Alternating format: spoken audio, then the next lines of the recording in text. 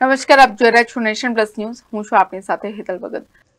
વડોદરાના હરણી વિસ્તારમાં લેક ઝોનમાં બોટ દુર્ઘટનામાં 12 વિદ્યાર્થીઓ અને 2 શિક્ષિકાઓના મોત નીપજ્યા હતા. જેમાં એસઆઈટીની ટીમ દ્વારા અગાઉ આ મામલે ઝડપાયેલ કોટિયા પ્રોજેક્ટ્સના 3 ભાગીદાર સહિત 6ની ધરપકડ કરી વધુ 6 દિવસના રિમાન્ડ મેળવ્યા હતા. વડોદરાના હરણી લેક ઝોન દુર્ઘટનામાં 12 નિર્દોષ બાળકો અને 2 શિક્ષિકાની મોતના મુખમાં ધકેલનાર કોટિયા પ્રોજેક્ટ્સના તમામ ભાગીદારો સામે પોલીસે ગુનો નોંધ્યો છે. અગાઉ 18 ગુનેગારો સામે પોલીસે ગુનો નોંધ્યો હતો, જેમાં હિતેશ કોટિયા કોરોના કાળમાં મૃત્યુ પામ્યા હતા.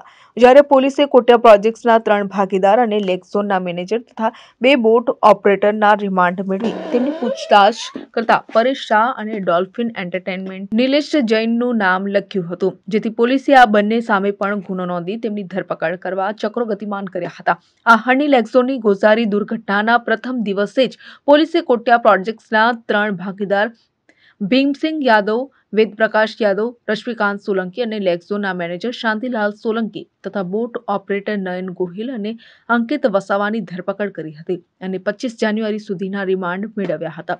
જો કે આજરોજ તેઓના રિમાન્ડ પૂર્ણ થતા તમામને કોર્ટમાં રજૂ કરી વધુ રિમાન્ડની માંગણી કરવામાં આવી હતી, જેથી કોર્ટે તપાસના કામ અર્થે તમામના વધુ 6 દિવસના રિમાન્ડ મંજૂર કર્યા હતા.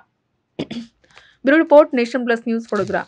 સમાચારોના સતત અપડેટ માટે નેશન પ્લસ ન્યૂઝના યુટ્યુબ ચેનલને સબસ્ક્રાઇબ કરો, બેલ આઇકન દબાવો અને ફોલો કરો ઇન્સ્ટાગ્રામ, ફેસબુક અને ટ્વિટર પર.